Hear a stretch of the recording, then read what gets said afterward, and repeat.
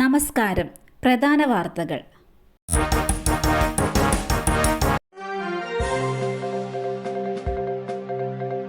അയോധ്യയിലെ രാമക്ഷേത്രം പൂർണ്ണതയിൽ. ധ്വജാരോഹണ ചടങ്ങ് നിർവഹിച്ച മോദി. ഭക്തിസാന്ദ്രമായ അന്തരീക്ഷത്തിൽ അയോധ്യയിലെ രാമക്ഷേത്ര നിർമ്മാണം പൂർത്തീകരിച്ചതിന്റെ പ്രതീകമായ ധർമ്മ ധ്വജാരോഹണം നടന്നു. ശ്രീരാമനാമ വിളികൾ അന്തരീക്ഷത്തിൽ നിറച്ച ആയിരക്കണക്കിന് ഭക്തരെ സാക്ഷി നിർത്തി പ്രധാനമന്ത്രി നരേന്ദ്രമോദിയാണ് ആചാരപരമായ കൊടിയുയർത്തൽ ചടങ്ങ് നിർവഹിച്ചത്. രാവിലെ 11:50 ശേഷം നടന്ന ചടങ്ങിൽ RSS സംഘചാലക് ഡോക്ടർ മോഹൻ ഭാഗവത്, ഉത്തർപ്രദേശ് മുഖ്യമന്ത്രി യോഗി ആദിത്യനാഥ് ഉൾപ്പെടെയുള്ളവർ സംബന്ധിച്ചു. എൻ വാസുവിനെ കൈവിലങ്ങ് വെച്ച സംഭവം വിശദീകരണവുമായി പോലീസുകാർ. ശബരിമല സ്വർണ്ണക്കൊള്ളക്കേസിൽ പ്രതിയായ മുൻ ദേവസ്വം പ്രസിഡന്റും ദേവസ്വം കമ്മീഷണറുമായിരുന്ന എൻ വാസുവിനെ കൈവിലങ്ങണിയിച്ച് കോടതിയിൽ ഹാജരാക്കിയ സംഭവത്തിൽ വിശദീകരണവുമായി പോലീസുകാർ. ബോധപൂർവം ചെയ്തതല്ലെന്നാണ് പോലീസുകാരുടെ വിശദീകരണം. AR ക്യാമ്പിലെ ഒരു SIയും 4 പോലീസുകാരുമാണ് വാസുവിനെ കോടതിയിലേക്ക് കൊണ്ടുപോയത്. പ്രതിയോട് ഒരു കൈയിൽ വിലങ്ങ് ധരിപ്പിക്കുന്ന കാര്യം അറിയിച്ചു.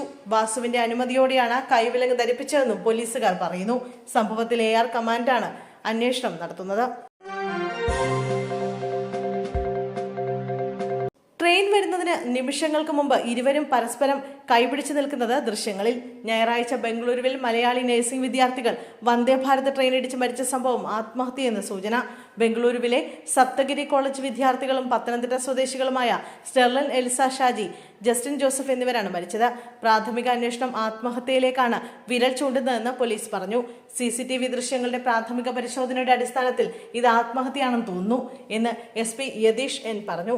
ട്രെയിൻ വരുന്നതിന് നിമിഷങ്ങൾക്ക് മുമ്പ് ഇരുവരും പരസ്പരം കൈപിടിച്ചു നിൽക്കുന്നതായി ദൃശ്യങ്ങളിൽ കാണാം. എന്നിരുന്നാലും കൃത്യമായ കാരണം ഇപ്പോഴും വ്യക്തമല്ലെന്നും അദ്ദേഹം പറഞ്ഞു. ഗൃഹനാഥിനെ വീട്ടുപറമ്പിലെ കുളത്തിൽ മരിച്ച നിലയിൽ കണ്ടെത്തി.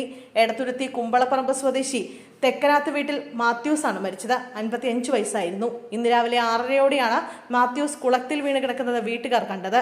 ഉടൻ തന്നെ കാരാഞ്ചിറ മിഷൻ ആശുപത്രിയിൽ എത്തിച്ചെങ്കിലും മരണം സംഭവിച്ചിരുന്നു. കൈ രണ്ടും തുണികൊണ്ട് കൂട്ടിക്കെട്ടിയ നിലയിലായിരുന്നു. ആത്മഹത്യയാണെന്നാണ് പ്രാഥമിക നിഗമനം. കയ്പമംഗലം പോലീസ് സ്ഥലത്തെത്തി തുടർ നടപടികൾ സ്വീകരിച്ചു.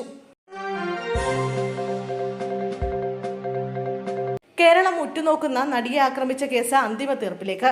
കേസിൽ ഡിസംബർ 8-ന് വിധി പറയും. എറണാകുളം പ്രിൻസിപ്പൽ സെഷൻസ് കോടതി ജഡ്ജിയാണ് കേസിൽ വിധി പറയുന്നത്. പൾസർ സുനി 1-ാം പ്രതിയായ കേസിൽ നടൻ ദിലീപാണ് 8-ാം പ്രതി. 2017 ഫെബ്രുവരിയിലാണ് കൊച്ചിയിൽ ഓടിക്കൊണ്ടിരുന്ന വാഹനത്തിൽ നടി ക്രൂരമായി ആക്രമിക്കപ്പെട്ടത്. നടൻ ദിലീപ് ഉൾപ്പെടെ 9 പേരാണ് കേസിലെ പ്രതികൾ. ഇതുമായി ബന്ധപ്പെട്ട ജയിലിലായിരുന്ന ദിലീപും പൾസർ സുനി അടക്കമുള്ളവർ ഇപ്പോൾ ജാമ്യത്തിലാണ്.